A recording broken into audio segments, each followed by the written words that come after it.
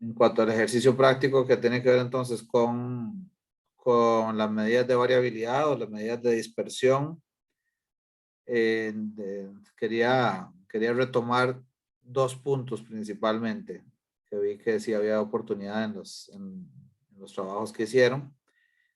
El primero tiene que ver con lo que les comentaba de que para comparar grupos entre sí, entiéndase, hombres y mujeres, por ejemplo, en cuanto al consumo, quién es más variable, si los hombres o si las mujeres, más variable o menos homogéneos, ¿verdad? Para hacer esas comparaciones entre grupos o entre variables, inclusive, ¿verdad? Como comparando el consumo con el presupuesto que tienen las personas para ese producto, es recomendable o es necesario más bien utilizar el coeficiente de variación, ¿verdad? Porque ese es el que estandariza de cierta forma con respecto al promedio y hace que estemos hablando de comparando peras con peras, ¿verdad? Y no manzanas con peras cuando comparamos variabilidad entre grupos con la misma variable o entre variables diferentes. Entonces, eso es un tema que por ahí fue una observación común. Y la otra observación tiene que ver, que tiene que ver con el tema de qué medida de variabilidad es recomendable utilizar, que venía ahí en la pregunta 1 y la pregunta 2 de ese ejercicio práctico. Entonces, ahí ustedes calcularon correctamente prácticamente todas las que vimos en la clase, ¿verdad? De hecho, se basaron en el Excel que fuimos construyendo juntos. Sin embargo, creo que quedó ahí tal vez un tema que había que afinar, ¿verdad? Conceptualmente. Y es que, qué medida utilizar en términos de interpretación. Es importante que ustedes tengan en cuenta que lo que se usa más para interpretar una variabilidad es la desviación estándar, ¿verdad? El problema que tiene la desviación estándar, igual que la media aritmética en el caso de las medidas de posición, el problema que tiene es que son afectadas por valores extremos, ¿verdad? Como calculamos por ahí también, el Excel lo hicimos ahí juntos durante la clase, vimos que en el caso de que haya valores extremos, pues se afecta el valor de la desviación estándar, porque al igual que la media aritmética, considera todos los valores de la muestra, ¿verdad? En cambio, el rango intercuartil, pues es un buen plan B, ¿verdad? En el caso de que haya valores extremos, podríamos utilizar el rango intercuartil para hacer comparaciones o para entender la variabilidad natural de esa población en esa variable. Esos son como los dos temas que vi que eran relativamente comunes, que no son gruesos, ¿verdad? No son temas muy importantes, pero sí les pido que lo tengan en cuenta para efectos, bueno, obviamente del examen, que por cierto es la próxima semana. De hoy en 8 tenemos el primer examen parcial. Y bueno, en general, obviamente, para lo que les he dicho, que es el objetivo principal de todo esto, de todo este ejercicio, que es que ustedes se lleven esta experiencia para los trabajos de investigación, para sus trabajos, ya sea que ya estén haciendo un trabajo, digamos, de nivel profesional o en lo que les toque en el futuro. Bueno, esos dos temas quería destacarles acá. Se me fue, bueno, aprovechando de una vez de un poquito más de chance para que la gente entrara. Bueno, de hecho, antes de llevar un poquito la lista de asistencia, ¿algún comentario sobre esto que acabo de decir? Profe, Sí, buenas noches. buenas noches. Una consulta. Hoy nos va a hacer como algún tipo de práctica para saber más o menos cómo es el examen y practicar. De hecho, José Luis, les subí un examen de otro periodo. Ahí al aula virtual, José Luis. que en esa misma tónica va a ir el examen que van a tener la próxima semana. Viene tanto el examen, lo que les recomiendo es que lo traten de hacer, que no abran la solución, o sea, viene tanto el documento del planteamiento del examen como la solución. Son dos documentos, Word. Entonces, José Luis, lo que les pediría es más bien que intenten hacerlo sin ver la solución y luego vean a ver qué tanto se parece a lo que está ahí en la solución. ¿Y el examen es individual o en grupo? Es individual, es lo único, José Luis, que es el curso que va a ser a nivel individual. Y va a ser en plataforma aquí en Moodle, ¿verdad? O sea, en el aula virtual. Voy a configurar, es lo único que vamos a hacer el próximo martes. Igual de 6 a 9 van a tener espacio para realizarlo. El examen se va a hacer pensado como para 2 horas y media. Eventualmente alguien pues ahí por ahí se atrasa por alguna razón, ¿verdad? Para entrar, entonces no se preocupen que van a poder realizarlo en todo caso en 2 horas y media. Pero está abierta la ventana de las 6 hasta las 9 p.m. Y va a haber preguntas de tipo seleccionar la opción, ¿verdad? De respuesta que más se ajusta a lo que ustedes calcularon o razonaron que era la opción correcta. Con base, o todo, absolutamente todo, con base en lo que hemos visto en el curso, o no va a haber absolutamente ningún tema que tenga que ver con alguna consideración fuera de estadística. O sea, no se preocupen, ni te va a tener ningún sentido el estar respondiendo algo en un sentido de algún otro curso que llevaron. Todo tiene que ver exclusivamente con estadística. Entonces puede ser opción múltiple y también puede ser, o de hecho va a haber algunas opciones o preguntas que van a ser de tipo desarrollo, ¿verdad? Entonces, la minoría, pero sí algunas, y esas tendrían ustedes que ya sea desarrollarlas en el mismo espacio de la pregunta, escribiéndolo ahí, o, que es lo que hace la mayoría, redactando a lápiz o a mano, como ustedes quieran, una hoja en papel y subiendo el documento en ese espacio de respuesta a la pregunta. Esas serían las opciones. ¿De qué tipo? Ya casi toda la palabra, María Fernanda, nada más aclaro todo lo que iba a comentarles sobre la dinámica del examen.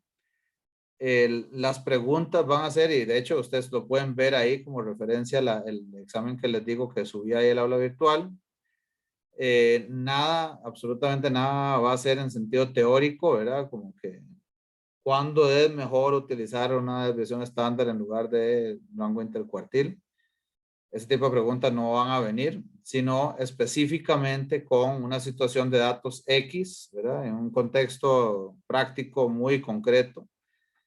Qué tipo de cálculo aplica a hacer, ¿verdad? Cuánto les dio esa medida, qué concluyen con base en eso, o sea, mucho de interpretación, de cálculo de las cosas que hemos hecho juntos acá. Por ejemplo, distribución de frecuencias, ¿verdad? Es algo en lo que he insistido mucho. Ahí completar ciertas cosas y con base en eso interpretar y concluir sobre la información que estamos obteniendo. Pero totalmente, entonces, como les digo, aplicado y práctico. No va a haber nada teórico porque nunca ha hecho sentido hacer ese tipo de preguntas porque ustedes no son estadísticos ni van a ser estadísticos. Y además, pues en modalidad virtual no tiene menos sentido todavía porque entonces se googlea la respuesta o se la pregunta al compañero que está al otro lado, por más que se dijo que era individual, pues no tiene ninguna gracia hacer ese tipo de dinámica. Esos son los comentarios que tenía María Fernanda, por favor. Sí, profe, dos preguntitas. Sí. La primera es que con respecto a ese ejercicio que usted subió, que es como un examen, si es Sí, posible que en la semana le podamos hacer alguna consulta en caso de que algo no esté sí, claro o claro. algo así. Ok, Claro, María Fernanda, sí. esa es la primera pregunta. Lo otro es que para una tarea que teníamos de mi grupo, Usted Casi, nos hizo casi un no te comentario. escucho, disculpa María Fernanda. ¿Puedes hablar un poquito más duro? No sé Sí, si... ¿me escucha mejor? Ahí está mejor, sí. Ok, gracias. Sí, que para una tarea, para la tarea 2, usted nos hizo un comentario de que hicimos una frecuencia de distribuciones, pero nos recomendó que los valores extremos los dejáramos en una clase aparte Sí, y que tratáramos de representar las primeras clases. Eso sí, en su forma general lo entiendo porque los valores estaban muy dispersos. Entonces, como que en el centro de las frecuencias era donde quedaban mayores valores, por decirlo de alguna forma, pero no sé bien o no comprendo bien cómo hacer eso, o sea, cómo, si tengo que dividir los rangos de manera diferente o cómo hacer sí. para poder dejar mayor detalle ahí. Sí, perfecto, María Fernanda. Ustedes son el grupo 8, ¿verdad? Si no me equivoco. Sí, correcto. No tienen problema que proyecte su ejercicio. Un segundo aquí para... No hay problema. Ok, entonces regálame, gracias. Regálame un segundo para buscarlo y les digo a qué me refiero.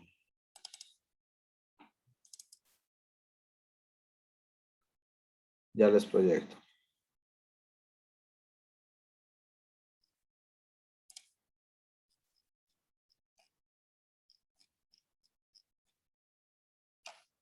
Eso está, lo tenían en el Excel, ¿verdad? Si no me equivoco. Sí, profe. Sí. Ok. Es la pregunta B que dice diferencia de frecuencias. ¿Es de la tarea o es del, perdón, del ejercicio práctico? Ahora ya me perdí. Es de la tarea 2. Ah, ok, sí, con razón estaba buscando el que no era, perdón. Ya voy a buscar la tarea.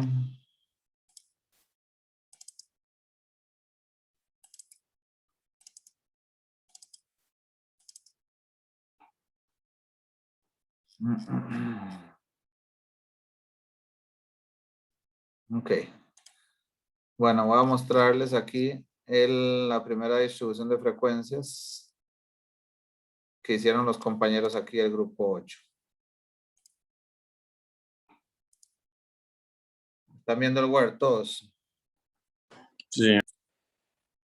Ok, entonces, a lo que me refería, digamos, estrictamente esto es correcto, ¿verdad? Porque lo que hicieron ustedes fue tomar el valor mayor, ¿verdad? Que de hecho parece estar por arriba de 750,000, fueron desde el mínimo hasta el máximo y dividieron en la cantidad de clases que más o menos anda por 10 acá, si no me equivoco. Y asignamos observaciones a cada una de estas clases. ¿Qué es lo que pasa? Cuando uno se imagina esto, de hecho, cuando ustedes por ahí lo colocaron como un gráfico también, hay una barra grandísima al inicio y luego hay muy pocas observaciones en todas las clases siguientes. Entonces, yo les decía, de hecho, en esto no implicaba una pérdida de puntos, ¿verdad? Sí, porque estrictamente eso fue lo que dijimos que había que hacer. Pero cuando pasa este tipo de situaciones, que hay valores extremos claramente, ¿verdad? Porque son muy diferentes estos últimos de más de 750,000, 600,000, son muy diferentes a los del primer rango. Entonces lo que conviene, muchas veces aquí es como más bien como agrupar todos esos valores, ¿verdad? Que si no me equivoco deberían sumar más o menos para, ¿cuánto suman estos en total? Estos son 9, 10, 11, bueno, son como 13, 14 valores, como una última clase que es 76,000 y más, ¿verdad? Y más bien abrir aquí, María Fernanda y compañeros, abrir un poco más, inclusive las 10 o 11 clases, el primer rango de 0 a 75,000. Okay, entonces ahí me hago una mejor impresión de cómo se distribuyen esos datos, que en realidad la mayoría de lo que pasa en esta distribución está antes de los 75,000. Y me interesa ver el comportamiento en ese rango y no tanto en el rango de los valores más altos. Porque en esos valores, pues son 2, 2, 0, 1, 1, ¿verdad? Eso no me aporta mucho valor. Yo viendo estas situaciones que ustedes encontraron ahí, pues sí, reconocí que eso era un problema de cómo les había explicado el hacer esto y por eso no se perdió puntos por esto. Si algún grupo por ahí, por un comentario de estos perdió puntos, me lo avisan por favor aparte. Pero esa es un poco la intención. Usted me está explicando ahí, María Fernanda. Sí, profe, entiendo entonces que mientras sean más de 6 y menos de 5, yo puedo, digamos, manejar ahí los rangos y ver dónde se distribuye mayormente y especificarme ahí, entonces. Sí, sí, Ok, se vale como manejar una clase abierta y decir de 76 mil y más. ok, sí, eso era lo que no me había quedado muy claro, pero muchas gracias.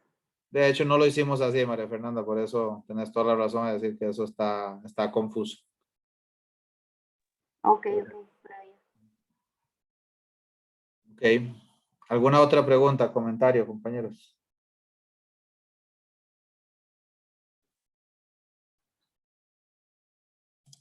Bueno, para arrancar, aquí, como siempre, de rigor, la asistencia, don Julián Abreu, Samuel, Presente, profe. perfecto. Sebastián Acuña, Sara Benavides, Presente. gracias. Javier Blanco, Presente, profe. ujú. Valeria Campos, Presente, profe. gracias. Olger Carrillo, por ahí lo vi. Buenas noches, presente. Buenas noches. Bernardo Castro, Alejandro Durán, Luis. Sí estás, Alejandro, perdón. Sí, ahí está, ya te lo vi. Listo. Luisana García, Presente, profe. gracias. Camila Guardia, Presente, profe. gracias. Perdón, Adriana Hernández primero. Presente, profe. Daniel Homberger, Presente, profe. gracias. David López. David, Presente, profe. buenísimo. Paola Profe, ¿me Meneses. escucha? Sí, señor. Listo, don David. Ahí está Presente. anotado. Gracias. Ok, gracias. Paola, listo. Sebastián Mora. Presente, profe. Gracias. Nicolás Mora. Julián Mora. Aquí, profe. Gracias. José Andrés Moraga. Presente, profe. Excelente. Stefano Morís, perdón.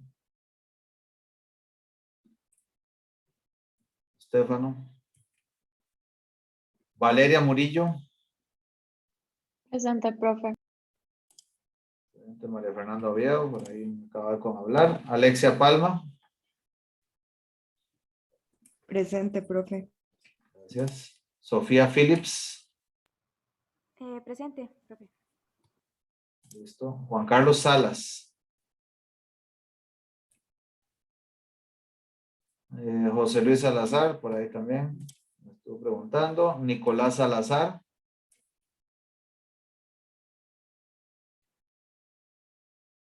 Nicolás Salazar. Rafael Ulate. Presente, profe. Gracias. Alejandro Víquez. No lo he visto hoy. Ok. Ricardo Madrigal. Presente, profe. Gracias. Bueno, listos. Entonces, último tema hoy entonces que toca de estadística descriptiva para el primer examen es números relativos e índices. Entonces vamos a empezar a compartir la presentación. Verificar que estoy grabando, sí.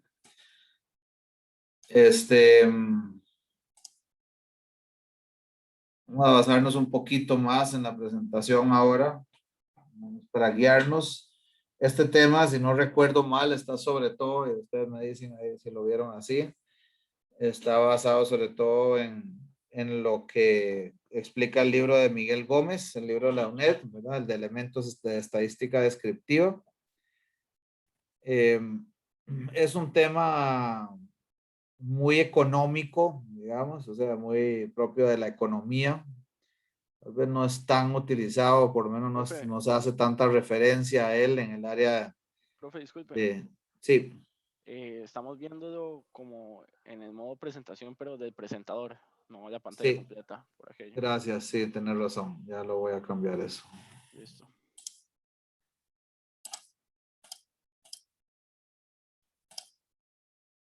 Listo, ¿verdad? Ahora sí. Gracias. Sí, entonces les decía que tal vez es algo que sí se usa en el día a día mucho del área de economía. En administración no tanto, al menos no tan explícitamente, ¿verdad? Bueno, en temas de comercio y administración de empresas o negocios en general. Sin embargo, está implícito en todo, ¿verdad? En todos esos ejercicios, sobre todo cuando tienen que ver con precios, ¿verdad? Entonces vamos a estar hablando de la pregunta, digamos, guía de esta sesión va a ser cómo determinamos cuánto están creciendo los precios. Entonces, antes de darles una charla aquí abstracta sobre ese tema, mejor veamos un poco los temas y luego ya cuando veamos el Excel de ejemplo, antes de que ustedes empiecen con el ejercicio práctico, mejor pues desarrollamos todo eso y luego tenemos las aclaraciones, digamos, más conceptuales. Primero, los conceptos, aquí para ponernos también de acuerdo un poco en cómo entendemos, ¿verdad? Nomenclatura también las cosas. Hay una diferencia entre razones y proporciones, ¿verdad? Una razón y una proporción. Para eso es, digamos, fácil imaginarnos eso si partimos de una idea de un universo de elementos U, que es todo este recuadro azul, que ven acá, ¿verdad? Este rectángulo azul, que está conformado, entre otras cosas, ¿verdad? Por un subconjunto de elementos A, esto que se parece ahí medio África, ¿verdad? Y este otro subconjunto del triángulo amarillo, elementos B. Ambos son parte de U, ¿verdad? A y B son parte de U. Entonces, puede haber situaciones en las que a mí me interesa hacer una relación entre A y B. Entonces hago una relación entre dos números, van a ser cantidades cada una, pero uno no forma parte del otro, ¿verdad? Se les ocurre, y eso le llamamos una razón, ¿verdad? Cuando hago una relación en forma de cociente, ¿verdad? Divido A entre B. ¿Se les ocurre a ustedes alguna situación, algún ejemplo en la que pueda ser útil eso, que hayan escuchado o que a ustedes se les ocurra de pronto que podría ser útil?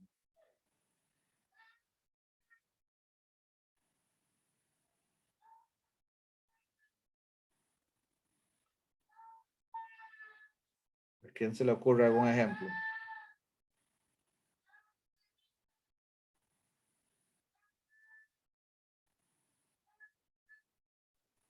Tal vez se me ocurre para porcentajes, pero Perdón, casi no te escuché, disculpa. Estoy con los audífonos mal y entonces no cuesta mucho escuchar. ¿Podrías otra vez decirme, por favor, si sos tan amable? Profe, creo que puso para sacar porcentajes. Para sacar porcentajes, ¿como qué, por ejemplo?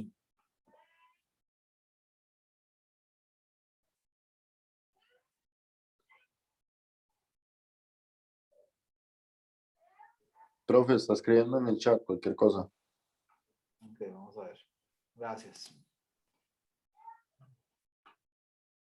Para sacar porcentajes se me ocurre decir que tiene mal audio.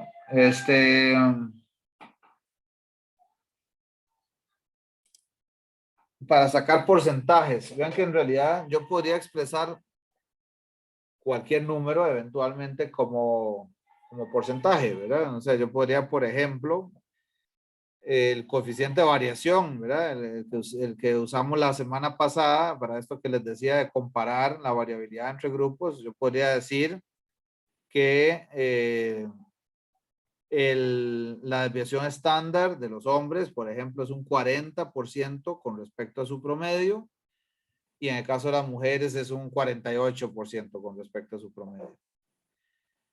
Yo podría expresarlo en forma de porcentaje. Eso implica aquí que, o sea, o que más bien les pregunto, ¿el coeficiente de variación en ese sentido es una razón o pareciera, y de una vez aclaremos que es una proporción? Una proporción, a diferencia de la razón, sí hace una relación entre una parte y el todo, ¿verdad? O sea, hace en la que A tiene que pertenecer a U, tiene que ser parte de U. Entonces, en el caso de la razón, lo que quiero es saber cuántas veces cabe A en B, aunque B no, o A no forma parte de B. En el caso de la proporción, sí tiene que ser parte A de U, ¿verdad? Entonces, en el caso de que yo use un coeficiente de variación, como lo que usamos la semana pasada, ¿eso es una razón o es una proporción? O sea, en otras palabras, ¿la desviación estándar es parte del promedio o no?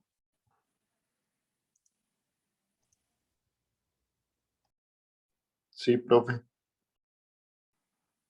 Sí es parte, o sea, siempre, vean que cuando hablamos de proporciones, ¿cuánto es el máximo que podría tener una proporción?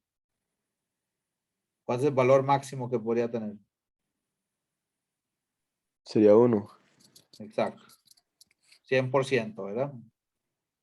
Pues si es una proporción y el de arriba forma parte del de abajo, de lo más que podría hacer es que A sea igual a U, que A cubra todo U, pero no puede ser mayor a U. Entonces les pregunto, ¿la desviación estándar necesariamente siempre va a ser más pequeña que el promedio?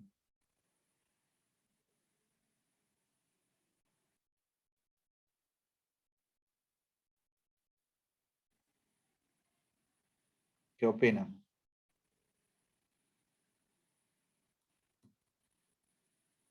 O sea, mayor que el promedio, dices todo. Sí, o sea, Yo no perdón, o sea, creo. lo que decía es, necesariamente siempre va a ser menor que el promedio. Yo diría que sí. No puede ser mayor al promedio. ¿Todos de acuerdo? Pero más allá, tal vez estoy preguntando mal, más allá de que si puede ser o no, en realidad no es que la desviación estándar sea una partecita del promedio. La desviación estándar se calcula de forma independiente, en buen sentido, del promedio. O sea, se usa el promedio para calcularla, pero no tiene que ser menor, no, jamás tiene que ser menor que el promedio. Puede ser, de hecho, es muy común ver que sea bastante mayor. Algunos de ustedes, algunos grupos, tuvieron casos, ¿verdad? En los que trabajaron con el presupuesto y con el consumo de sus productos y se encontraron coeficientes de variación de 4 y resto, y de 2 y resto, ¿verdad? Eso puede pasar perfectamente. Esos son casos en los que la variabilidad, la dispersión es bastante alta. Pero por definición, lo que estoy haciendo ahí es comparando dos medidas en las que una no es parte de la otra. Otro ejemplo de razón. Bueno, yo podría querer, por ejemplo, entender qué tanto es el sesgo hacia, ahora que es un tema, digamos, relativamente común de escuchar, el sesgo, la preferencia de género, ¿verdad? En las carreras de la universidad. Entonces yo para saber qué tan, comillas, machista puede ser un gremio versus otro, ¿verdad? Si uno quisiera juzgarlo a partir de eso, pues calculo cuántas mujeres hay por cada hombre en cada carrera. No estoy queriendo dar un debate aquí de género ni mucho menos, ¿no? Supongamos que eso es una forma válida de representar eso. Y entonces calculo eso, ¿verdad? Tomo la cantidad de mujeres matriculadas en la carrera o graduadas contra la cantidad de hombres. Entonces de pronto puede ser que en una carrera A tenga 0,5 mujeres por cada hombre graduado y en otra carrera B tenga 0,8 mujeres por cada hombre graduado. O al revés, ¿verdad? O sea, de verdad, no, por favor, no se sientan aquí animados o animadas a empezar un debate de género, ¿verdad? Es nada más o de prejuicios de uno aquí al dar estos ejemplos, tal vez, ¿verdad? Nada más como para ejemplificar, son las mujeres parte de los hombres ahí, cuando divido la cantidad de mujeres entre la cantidad de hombres. No, definitivamente no. Son simplemente la relación entre dos números. Es de interés calcular eso, claro, podría ser interesante. Se nos podrían ocurrir otras cosas todavía más interesantes, seguro, pero el punto aquí es que A no forma parte de B. Lo que tengo arriba en el cociente, en esa división, no es parte de lo que está abajo. Entonces, cuando eso pasa, hablamos de razones. Es una razón. De hecho, se llama en demografía, ¿verdad? Cuando se estudian estas cosas más formalmente, ese ejemplito que les dije que se puede hacer a nivel de la población también, ¿verdad? ¿Cuántos hombres hay por cada mujer o al revés? En caso de hombres, entre mujeres es la razón de masculinidad, ¿verdad? Que se puede comparar entre países o entre regiones o lo que ustedes quieran, ¿no? La proporción, entonces, a diferencia de la razón, por ejemplo, una proporción que podría ser de interés es, ahora sí, calcular qué porcentaje, lo mismo, ¿verdad? Que yo quisiera entender en los estudiantes matriculados, qué tanto es la proporción de mujeres sobre el total de estudiantes. Sobre el total de estudiantes y comparar las carreras así y darme cuenta que en una carrera A hay un 60% de mujeres del total de estudiantes y en una carrera B hay un 42% de mujeres. ¿Cuál es el denominador? Lo que está dividiendo en ese caso, el total de estudiantes, no los hombres, ¿verdad?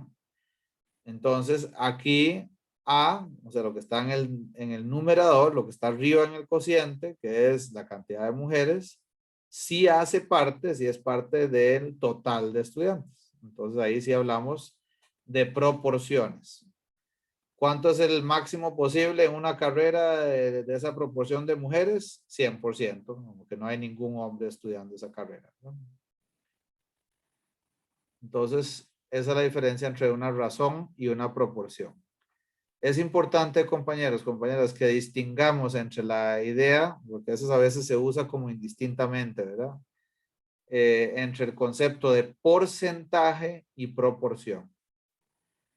Porcentaje Profe, simplemente... Sí, dime, disculpa. perdón, tenía una pregunta nada más. Si la proporción siempre es la totalidad, digamos, de la suma de los, digamos, de A y B. De A y B o inclusive U, ¿verdad? Sí, sí, Porque, o sea, siempre es la totalidad, entonces. sí, A siempre tiene que ser parte de lo que estás de lo que estás usando abajo, exacto, ¿no? Ok, ok. Ujú.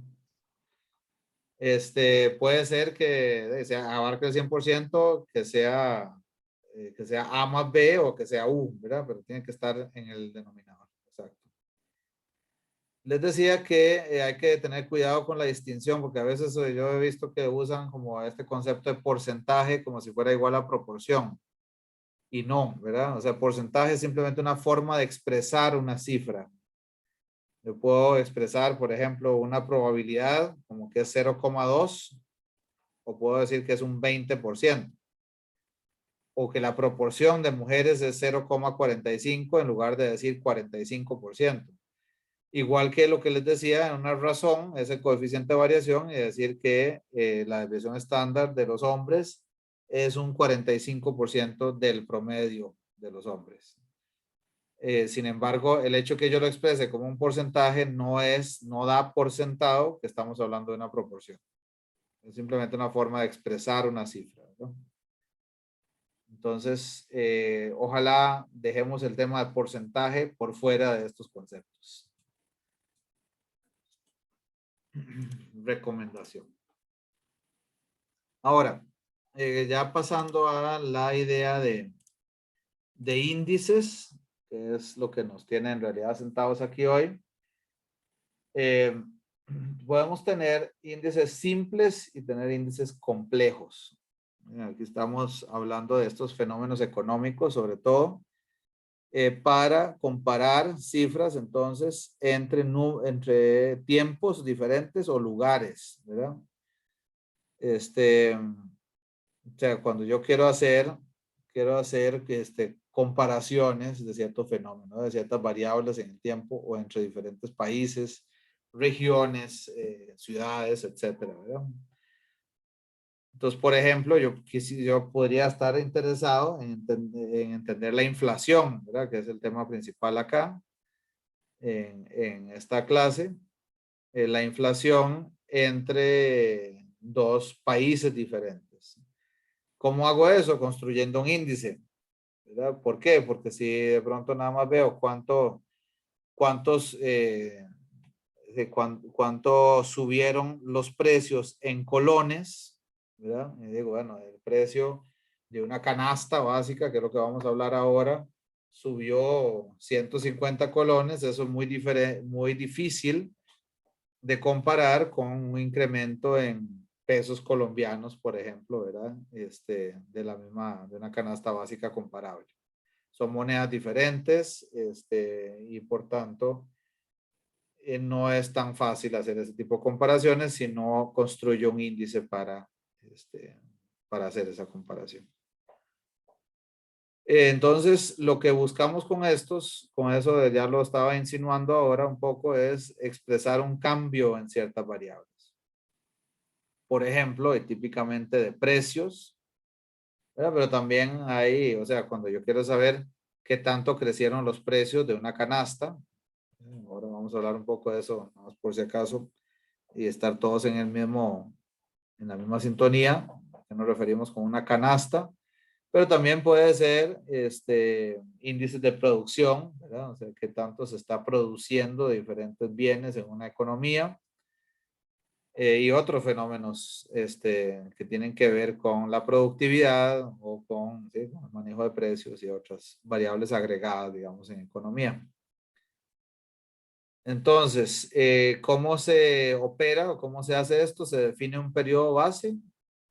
Decimos, bueno, arrancamos de un mes en un año en particular y vamos a calcular las variaciones en el tiempo en comparación con ese periodo.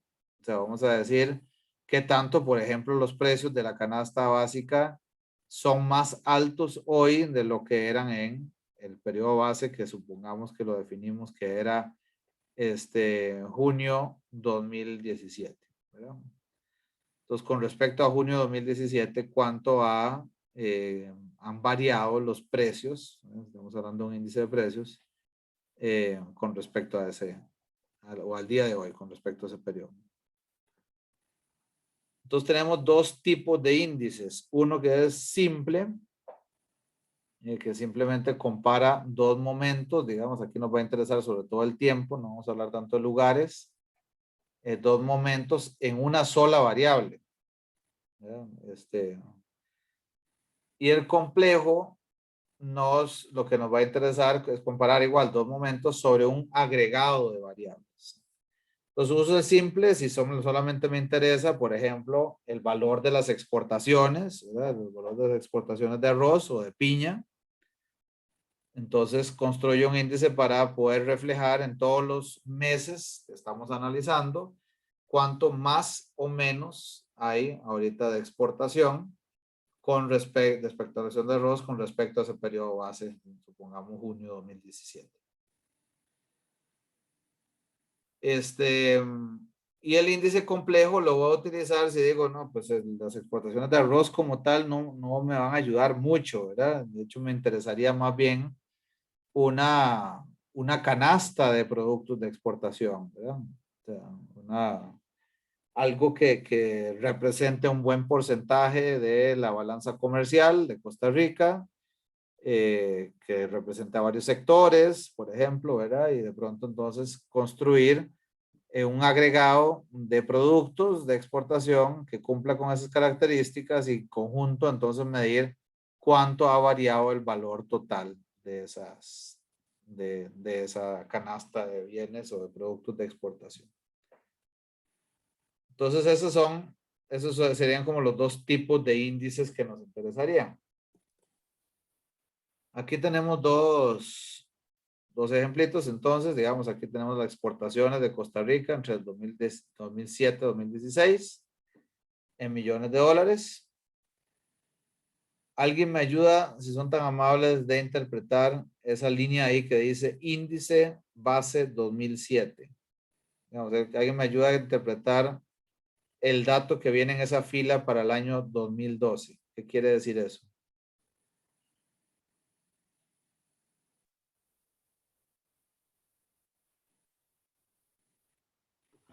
Profe, yo creo que eso es cuánto ha crecido respecto al 2010, 2007. Exacto. O sea, pero ese O sea, dato como tal, en el 2000, 127,9, Ricardo, ¿qué significa? ¿Cómo lo o sea, interpretas? en el 2008 creció un 8.7%. En el Ajá. 2010 creció un 11%, así. ¿Con respecto a qué? El 2007. Correcto. Ok, bueno, de ahí digamos que Ricardo está haciendo como una derivada ya de ese número, ¿verdad? Está diciendo que creció un 11%, le está quitando el 100, que es correcto. Esa forma de interpretarlo. Y también podríamos decir que las exportaciones del año 2012 son 127,9% de lo que se exportó en el 2007. Muy bien, gracias Ricardo. La tabla de abajo, o la línea de abajo más bien, es una del índice de precios al consumidor. ¿Alguien sabe a qué, digamos, cómo está compuesto un IPC? ¿Qué es lo que hay adentro de un índice de precios del consumidor?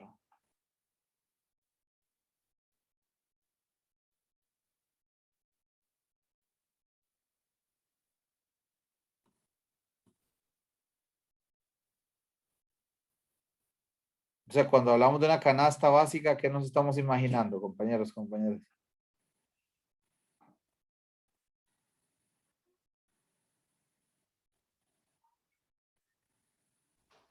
El consumo de los bienes y servicios, Ajá, ¿como de qué, por ejemplo? Perfecto. como comida, agua. Con base en los productos de la canasta básica, ¿no? Ajá, exacto, sí. Entonces, bueno, la canasta Bueno, básica los es precios, creo. correcto, sí. O sea, lo que se hace de hecho entonces es levantar o estudiar, hacer una encuesta de precios de una serie, como decían las compañeras ahora, de una serie de productos y servicios que son las que consume digamos, un cierto nivel socioeconómico, ¿verdad? Normalmente medio bajo o bajo, ¿verdad? Con eso decimos que esa es como la forma pues, de poder darle mantenimiento a una vida relativamente básica, no sé cuál es la palabra. Vamos a usar la misma mismo calificativo de la canasta como tal. Por ejemplo, nos tenemos que imaginar arroz, frijoles, cierto tipo de verduras, etcétera, ¿verdad? Entonces todo eso hace parte de lo que se considera esa canasta básica y servicios también, ¿verdad? Por ejemplo, los pases, por ejemplo, tener conexión a teléfono, últimamente también internet. Para tener una vida en términos de cada tiempo, ¿verdad? De dónde estamos parados y la realidad y las circunstancias de cada momento, de qué es lo básico, ¿verdad? Entonces, lo que estamos viendo abajo, ¿es un índice simple o es un índice complejo?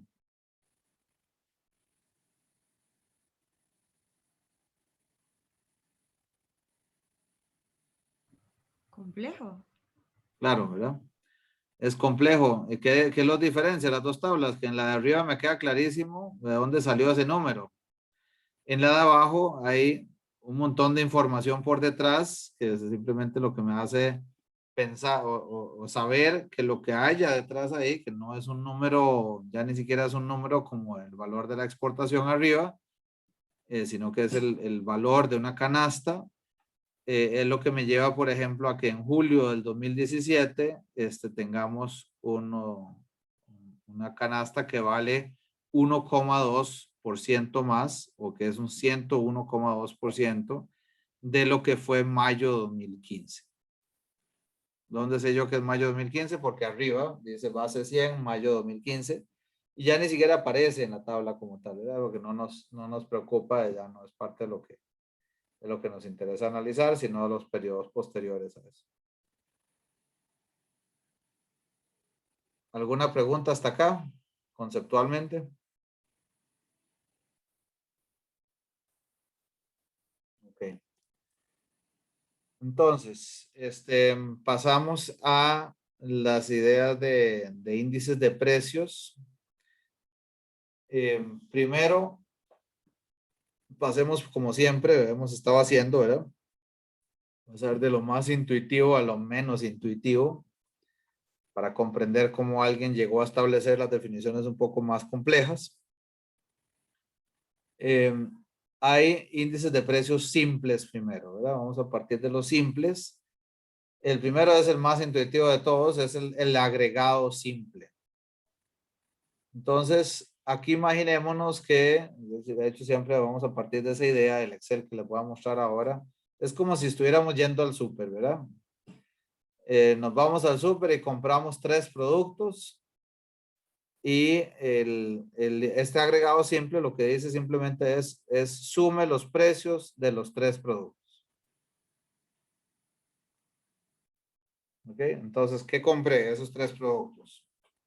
Compré fui a Palí y me compré un saquito de arroz, ¿verdad? No sé, esos son grandecitos, si no me equivoco, andan por los 10 kilos. Compré un saco de arroz, me compré 1 litro de leche y una bolsita de pan, ¿verdad? Cuadrado. Eso fue lo que compré. Entonces, lo que me dice el índice agregado simple es sume los precios de esos 3 productos.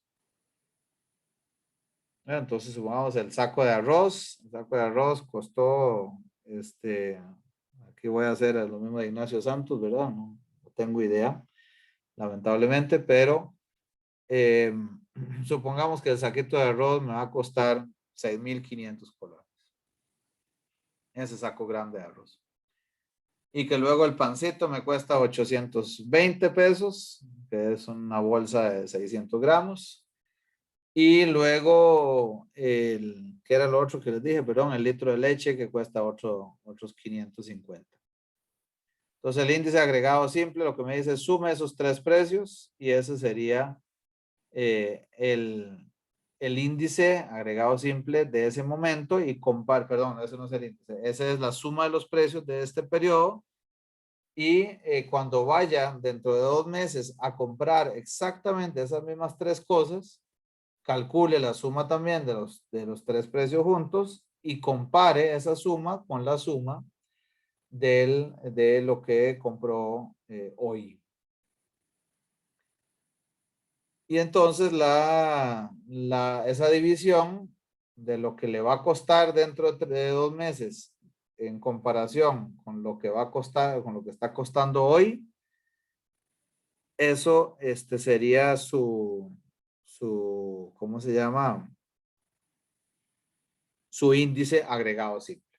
Ahora vamos a hacer un ejercicio en el Excel haciendo uno por uno. ¿Qué pasa con ¿Qué son los problemas que tiene este índice? Lo primero es que es afectado por las unidades de los bienes. O sea, vea que pues, es bastante diferente hablar de una bolsa de 10 kilos de arroz, hablar de una bolsita de pan, ¿verdad? Que son 600 gramos. Entonces las unidades afectan el agregado simple, ¿verdad? Además, tampoco está tomando en cuenta el consumo de los bienes. El consumo se refiere a que posiblemente cuando yo vaya a hacer mi diario realista, ¿verdad? No es que compro 1 litro de leche. Puedo comprar varias unidades de un producto y solo una de otro. Y entonces el hecho de que yo sume los precios de cada bien, simplemente sin importarme cuánto consumo de cada uno, también le hace perder un poco de realismo a esta forma de construir el índice, ¿verdad?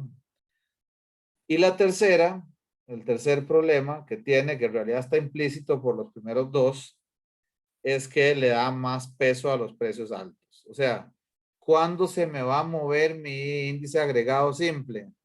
Cuando se mueva el precio del saco de arroz, que es el más grande de todos de esos tres, ¿verdad?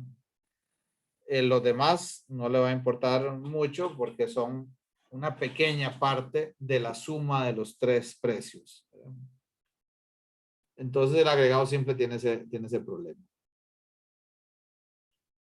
Me avisan por favor si hay alguna duda o comentario. Ahorita igual lo vamos viendo en el Excel. El segundo entonces dice, bueno, dado que tenemos esos tres problemas, construyamos mejor algo que tiene que ver con los relativos, o sea, cuánto creció porcentualmente, o a nivel de índice cada uno de los productos. Entonces, calculemos un índice para el arroz. Entonces, si el arroz, por ejemplo, antes costaba lo que les decía ahora, 6,500 pesos, y dentro de 2 meses, cuando vuelvo a ir, vale 6,700, entonces 6,700 de ese saco de arroz con respecto a los 6,500 sería el índice del arroz, ¿verdad? Y lo mismo hago para el pan y lo mismo hago para la leche, y entre los tres índices, cada uno para cada producto, puedo calcular un promedio simple de esos tres índices. Y con eso, ¿qué evité? Bueno, ya no me importan las unidades porque estoy comparando cada uno sobre su propia forma de embalarse, ¿verdad? O de presentarse el producto, ya sea un saco o cualquier otra cosa. Y además, ya no le va a dar más peso a los precios altos porque cada uno se está dividiendo entre el precio de cada presentación. Entonces, ahora cuando saco un índice simple de los promedios, un promedio de los índices estos de cada producto, lo que estoy logrando es quitarle ese peso especial a los precios altos.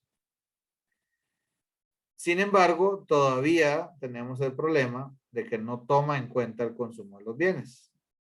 O sea, puede ser que yo, en realidad, lo que más me afecta es que suba la leche. ¿Por qué? Porque lo que más consumo en cantidad de unidades que compro es leche. Entonces, pues eso debería considerarse. Por eso está la necesidad de ponderar que ahí estoy destacando. Ponderar quiere decir de darle importancia a cada producto según el consumo que haya de cada producto. Y para eso aparecen estos índices de precio que ya no son simples, sino que son ponderados por el consumo. Estos son, como siempre, este tipo de inventos, de conceptos, pues traen el nombre de sus creadores. No se enreden mucho aquí por este tipo de nombre, ¿verdad? Son dos economistas, matemáticos franceses. El primero Laspeir y el segundo Paschen. El señor Laspeir lo que dijo fue, en realidad, más que precios, lo que me interesa es comparar gastos. Eso es una idea importante, ¿verdad? Porque cuando yo voy al súper, a mí no me preocupa que haya subido el precio como tal. Es decir, yo no voy con mi carrito de compras haciendo una suma de los precios a ver qué tanto habrán subido todos. Sino lo que me duele cuando yo paso por la caja registradora, lo que me duele es lo que está en el tiquete de la compra, en la factura. ¿Y qué es lo que hay ahí? Precio por cantidad. Tantas litros de leche que vale cada uno vale tanto. Una bolsa de arroz que vale esto. Y tantos panes que cuestan tanto cada uno. Entonces, siempre estamos hablando de gastos en realidad. Cuando nos preocupan los precios, nos estamos hablando de gastos. Entonces, lo que dice el ASPEIR es, hagamos una comparación de los gastos, pero mantenemos las cantidades fijas. ¿Por qué? Porque lo que yo quiero medir es un efecto de cuánto cambió el gasto, pero solo porque cambiaron los precios. ¿Ok? No porque haya cambiado el patrón de consumo. O no porque hayan cambiado los consumos en general. Entonces vean que lo que dice ahí es arriba, y esto es puro, aquí no se enreden por simbología. Esto que dice acá es una sumatoria, es el símbolo de sumatoria en matemática. Y lo que nos dice es, tome cada uno de los precios del periodo N. Periodo N quiere decir el periodo actual. ¿Ya? O el año más reciente o el mes más reciente que tengamos, el que esté analizando. Y luego tome cada precio de cada producto que está analizando o servicio y lo multiplica por las cantidades que consumió en el periodo cero. ¿Qué es el periodo cero? El periodo con respecto al cual me estoy comparando. Entonces, si dije que el índice que voy a construir es con respecto a mayo 2015, entonces esas cantidades, eso que dice Q0, es cuánto de arroz, cuánto de leche y cuánto de pan consumí en mayo 2015.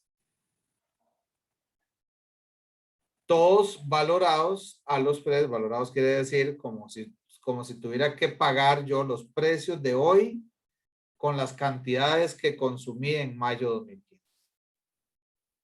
Se ve que eso es básicamente como decir cuánto me hubiera costado, cuánto me costaría hoy la canasta, el mismo carrito de compras que anduve o con el que salí del supermercado en mayo de 2015.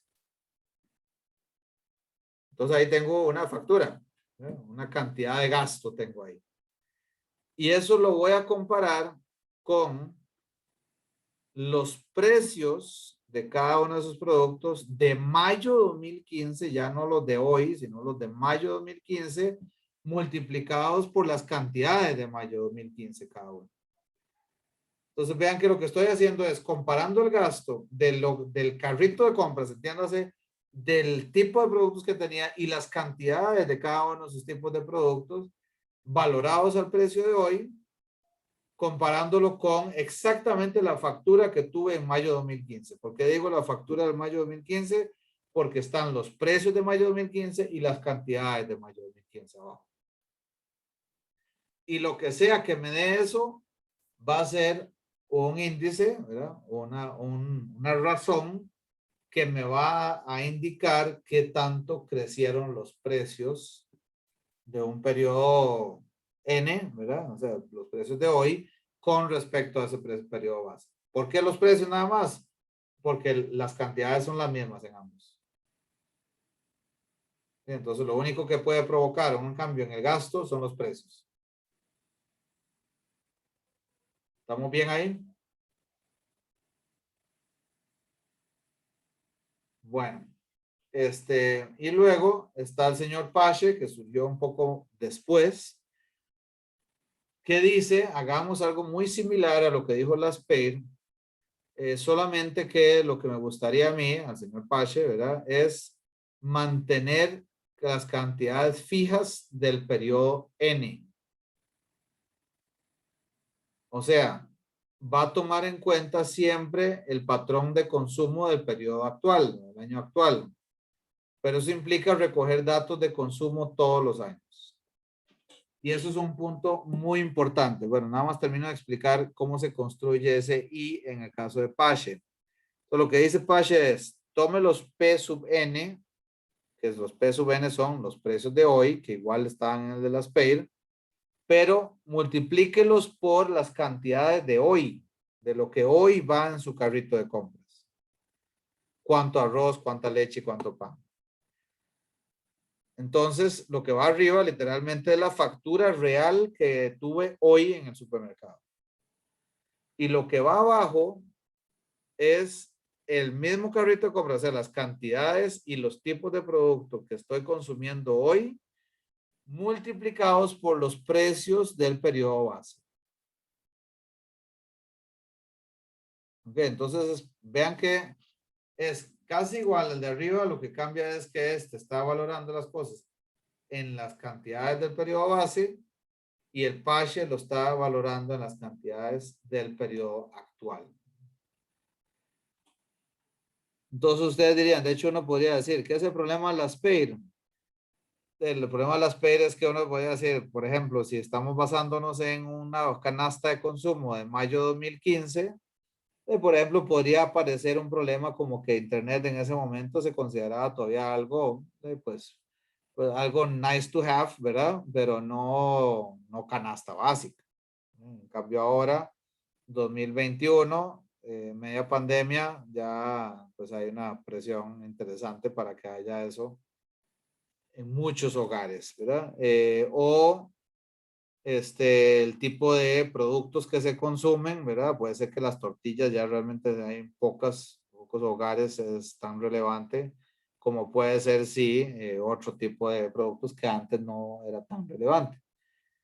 Entonces, está cambiando los patrones y la canasta de consumo y el LASPEIR no va a reaccionar a eso. O sea, va a estar midiendo variaciones en precios de productos o de una canasta que se está modificando, ¿verdad? Está cambiando en el tiempo. Y eso no lo está reconociendo LASPEIR. En cambio, el PASHE sí lo hace muy elegantemente, ¿verdad? O sea, siempre está considerando la última canasta disponible. El problema de PASHE es que pues, tener esos datos implica todos los meses, literalmente, en el caso de la inflación, todos los meses hacer una encuesta y preguntarle a la gente cuál es su canasta de consumo. Porque esto no es que alguien se sentó en una torre de marfil y dijo qué es lo que debería estar en la canasta básica. ¿Qué es lo que hay y cuántos son las cantidades de cada uno de esos tipos de productos o servicios? Eso es algo que sale de una encuesta que la gestiona, por cierto, el Instituto Nacional de Estadísticas y Censos, el INEC, en el caso de Costa Rica, y organismos similares en otros países. Eso sería imposible, ¿verdad? Todos los meses realizar una encuesta de ese tipo. Entonces, lo máximo que podría pensarse es hacerlo trimestral. O sea, por temas operativos no se podría hacer más frecuente, pero aún así sería un gasto brutal, ¿verdad? Un brutal el poder llevar un PASHE de manera continua, ¿verdad? Entonces, suele pasar que el LASPEIR es el más utilizado porque con eso lo que digo es, el periodo base en realidad es el del año o el mes en el que se hizo la encuesta para definir qué es ese Q sub 0. Cuáles son las cantidades y los tipos de producto que caen en la canasta básica. Ok. Algunas consideraciones sobre los índices de precios. Lo primero es el tema de cambio de base. Deberíamos buscar un año que sea típico, no con alta inflación o con muy poco crecimiento. O sea, no deberíamos buscar un año en el que hubo una crisis de petróleo, ¿verdad? Que hizo que tanto la gasolina como materia prima de plástico bajara muchísimo, entonces la inflación sea muy baja, ni tampoco un año en el que algún gobernante o una gobernante se volvió relativamente loco, haciendo locuras de gastos, sino un año que sea relativamente típico en la historia del país. Obviamente hay excepciones, ¿verdad? De países y casos que son pues, permanentemente deprimentes, ¿verdad? Pero en la mayoría de los casos sí se deja encontrar algo así. Debe ser un año relativamente reciente también, ¿verdad? Tampoco se vale decir, pues el año más limpio de todos es 1988, ¿verdad? porque pues ahí ya nos perdemos bastante del alcance. Segundo, los artículos a incluir, como les comentaba, debe reflejar una canasta de consumo que refleje los bienes y servicios más representativos del país, en ese sentido. Y se asignan pesos o ponderaciones según resultados de la encuesta de hogares. La encuesta de hogares es esta que les digo que hace el INEC, preguntando a los hogares qué es cuánto consumen de cada una de esas opciones. Y luego en cuanto al uso, algo que como les decía, como es algo muy propio de la economía, se usa como deflator, se llama, ¿verdad? Que eso es, o sea, para deflatar valores, precios o ventas, inclusive con respecto al año base. Lo que hacemos entonces es cuando hablamos de un valor real en un año Z, lo que hacemos es al valor nominal, o sea, lo que tenemos de precio declarado o de ventas declaradas en el año Z, lo dividimos entre el IPC del año Z y lo multiplicamos por 100. Y así obtenemos un valor real. A esto voy a volver ahorita después de explicarles el ejemplito en Excel. Por el momento, ¿alguna pregunta con respecto a la parte conceptual?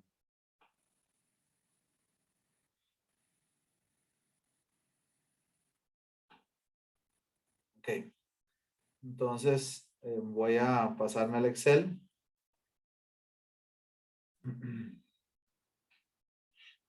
Está por acá. Entonces, digamos que aquí tenemos una serie de productitos, ¿verdad? Aquí esta es nuestra parte nostálgica. Digamos que se nos ocurrió que podríamos hacer una carnita asada, ¿verdad? Aquí en el grupo de estadística instrumental. Aquellos tiempos, ¿verdad? Y entonces, ¿qué necesitamos para hacer eso, verdad? Entonces, ¿qué necesitamos? Bueno, necesitamos carne, cerveza, tortillas, chimichurri, carbón, ¿verdad? Entre otras cosas. No sé, ahí supongamos que necesitamos esas 5 cosas, tan sencillo como eso. Y aquí tengo un periodo actual o información que se refiere al periodo actual, que tiene cantidades de cada tipo de producto, tiene precios de cada uno también unitarios, ¿verdad? O sea, cuánto cuesta cada uno. Y bueno, los gastos también, ¿verdad? Entonces, supongamos que en carne estamos gastando 10,000 colones, un poco iluso, pero sí, supongamos. 10,000 colones, los 8 kilos, ¿verdad? No sé de qué tipo de carne es esa, no me pregunten. Valen 1,250.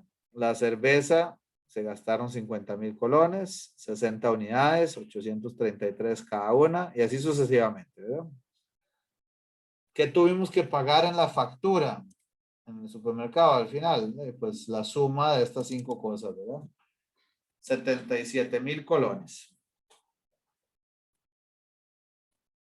Ok, y aquí lo que hice fue simplemente sumar los 5 precios. La suma de los 5 precios da 4,467, redondeado. Y resulta que tengo la información también de la carne asada del año pasado. Aquí cambiaron un poco las preferencias, ¿verdad? Aquí el año pasado se consumieron 5 kilos de carne, cerveza solo hubo 25, gastando además un poco menos por cerveza, ¿verdad? Tortillas, aquí hubo 40 en lugar de 60, bueno, así sucesivamente. ¿Cuánto se gastó el año pasado? 34,130. ¿Qué dirían ustedes aquí? Esto gastamos menos el año pasado. ¿Qué parece? ¿Más porque hayan subido los precios o más porque estoy consumiendo menos cantidad?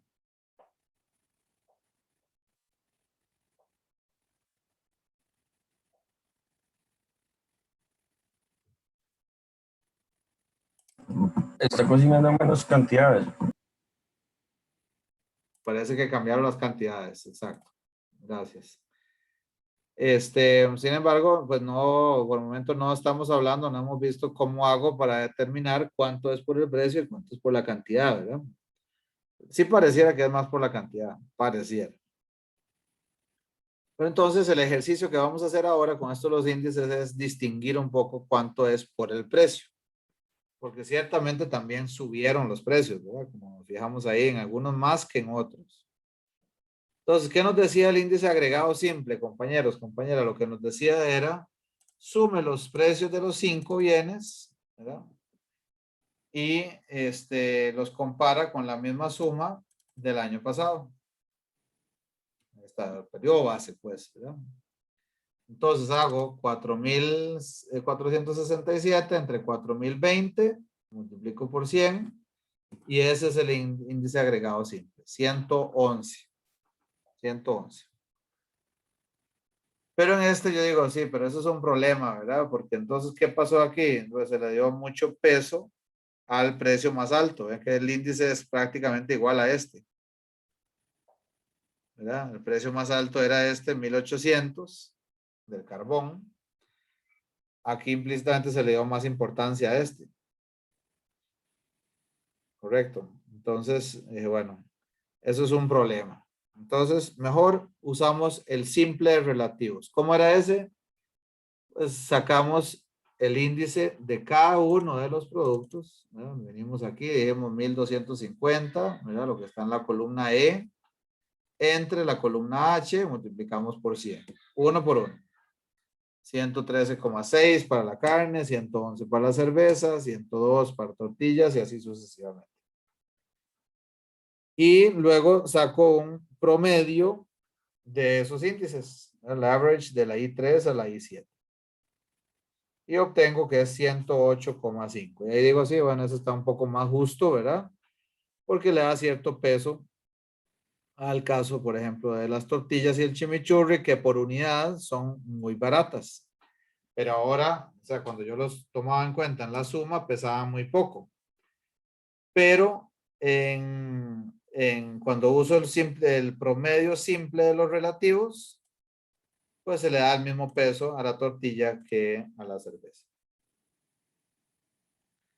Y por eso ahora da 108,5. Sin embargo, todavía en como decía la presentación, tenemos el problema de que no se está considerando el consumo, las cantidades, ¿verdad? Sino que estamos hablando de puros precios y no de gastos. Entonces, ¿qué necesito aquí? Lo que necesito para el caso de las PEIR, el caso de las PEIR, lo que está comparando es la M8 con la F8. Entonces, vean, lo que hay en la M8, lo que estoy haciendo aquí, en esta columna, es calculando el gasto actual, o sea, estoy diciendo cuánto hubiera tenido que pagar en la caja registradora, ¿verdad? En el supermercado, cuánto hubiera tenido que pagar si no hubiera habido un cambio, como decía Sebastián ahora, si no hubiera habido un cambio en las cantidades. Si yo hubiera dicho, no sé, a ver, nadie va a comer más ni menos de nada. Las mismas 5 kilos de carne, las mismas 25 cervezas, las mismas 40 tortillas, etc. Lo único que no puedo evitar, sobre lo que no mando yo, ¿verdad? Como consumidor aquí o como organizador de la carne asada, es cuánto cuesta cada una de esas cosas en el supermercado. En eso sí me tengo que atener a lo que hay. Entonces, en esta M lo que está haciendo es las cantidades del año anterior multiplicadas por los precios de hoy. Esto es PN, esto es el precio del periodo N actual, multiplicado por la cantidad del año base Q0. PN por Q0, ¿verdad? En cada una de las filas, ¿verdad? Entonces, en cada una de las filas tengo cuánto hubiera gastado comprando las mismas cantidades del periodo base. Entonces, lo que me dirían es, en lugar de gastar lo que gastaste efectivamente el año pasado, que eran 34,130, hoy te costaría eso mismo 37,417, que es este valor que está aquí como suma, ¿verdad? Entonces imaginémonos eso un segundo. Supongamos, ¿verdad? Este tipo de discusiones normalmente las tienen, o si tenemos papás ya muy viejillos o los abuelos normalmente, ¿verdad? Son los que se quejan, nosotros nos quejamos de este tipo de cosas, pero es curioso porque hay un tema cultural detrás de esto, ¿verdad? Y es el tema conceptual que quería hablar con ustedes. ¿qué es lo que refleja? O sea, ¿qué es lo que nos estorba con esto? O sea, ¿por qué? Vean que la discusión quedaría, por ejemplo, ¿verdad? Algunos de nuestros abuelos tal vez, y que definitivamente un alemán, por ejemplo, ¿verdad? Un país con muy baja inflación, daría por mucho es, no me explico, ¿verdad? No me explico por qué yo hace un año pagué una factura de 34,130 y hoy pago 37,417.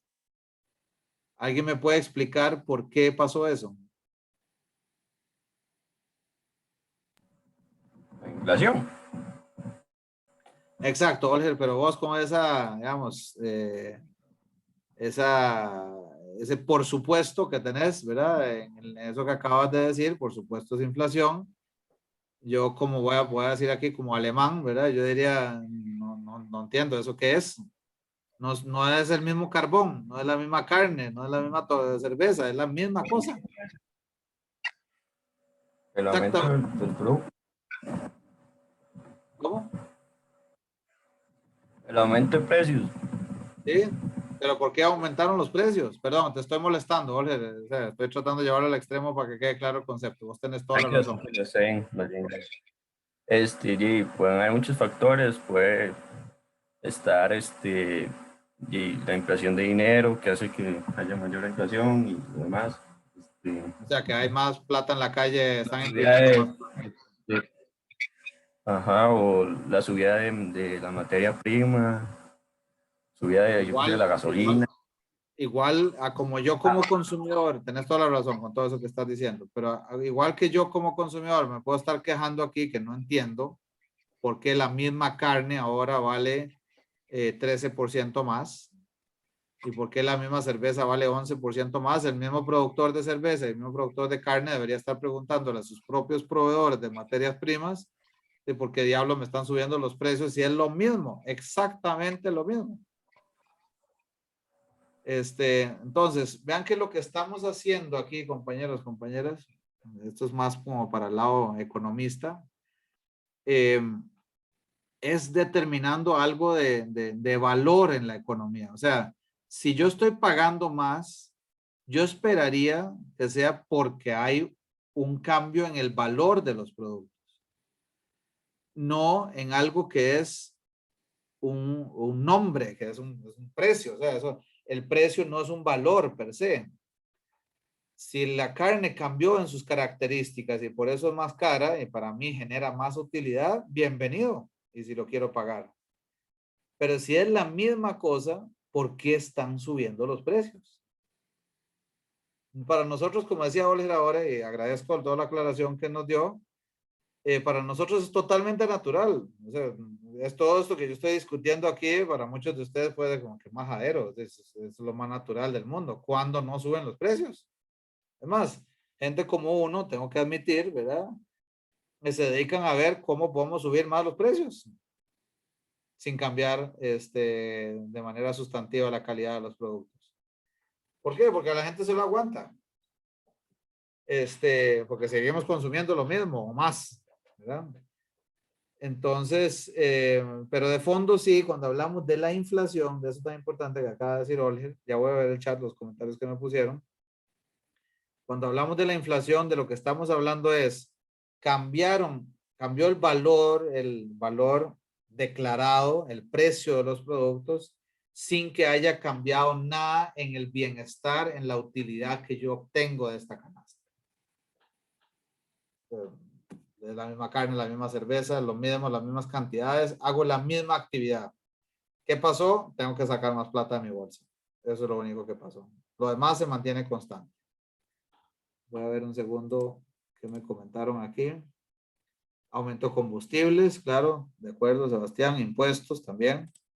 Pero vean que todas esas cosas que ustedes están correctamente aportando ahí como argumentos de por qué subieron, son cosas que nosotros mismos nos estamos retroalimentando conjuntamente, ¿verdad? O sea, cada parte debería decir, no entiendo por qué el Recope me está subiendo los precios. Y yo sé que ustedes ahorita me van a decir por qué, ¿verdad? Porque seguramente hay alguna fiesta o alguna vacación o algo más que financiar de alguien que está ahí agremiado en un sindicato y por eso, o alguna ineficiencia en la producción que hay que subsanar con más cobro, ¿verdad?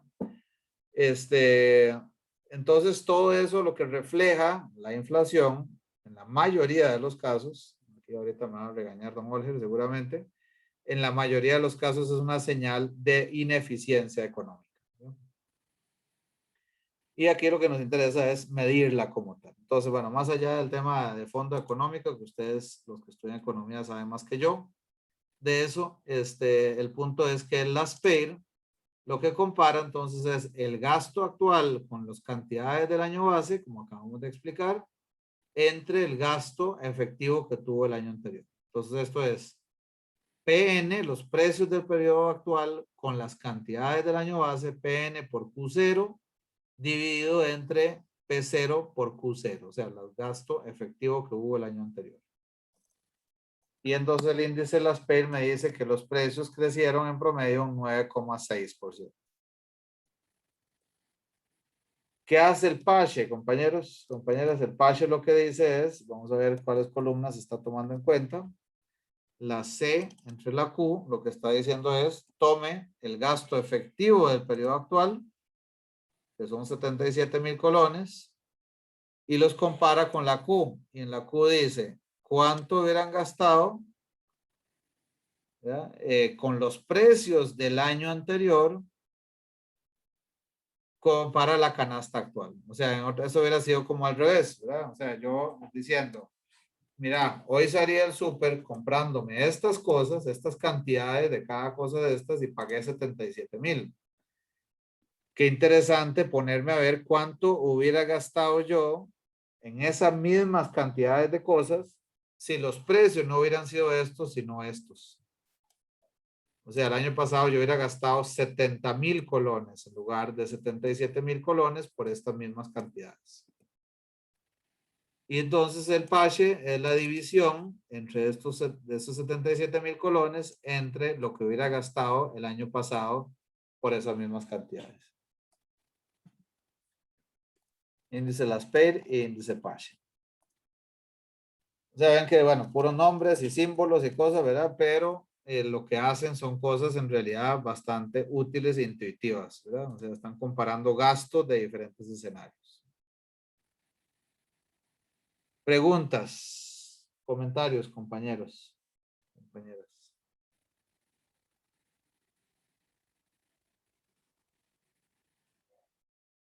Bueno. Supongo que vendrán todavía mientras van haciendo el ejercicio práctico, entonces igual que siempre, ya arrancamos la sesión de ejercicio. Para eso ustedes tienen una carpetita. Ahora, bueno, en el ejercicio vienen como 3 archivos. Uno que es una guía de compras de Walmart, o sea, como un brochurcito en la que ustedes pueden ver productos y precios.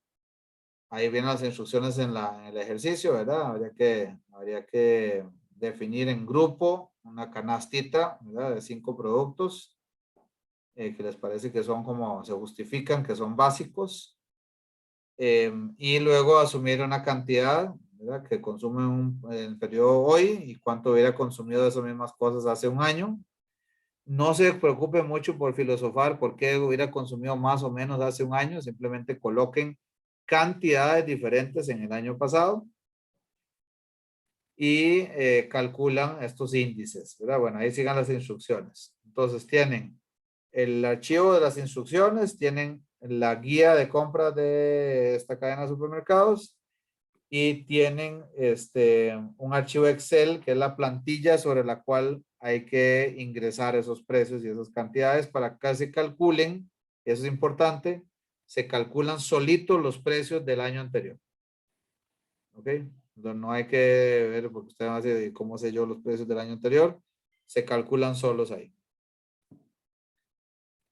Entonces, eso sería lo que toca hacer para lo que sigue la sesión y como siempre para entrega mañana a las 9 de la noche.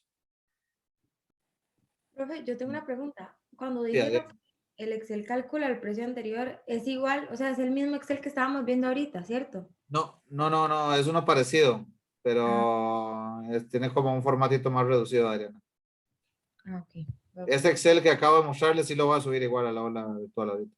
Ah, pero sí es parecido, ¿verdad? Es que yo ya lo bajé y es como casi igual.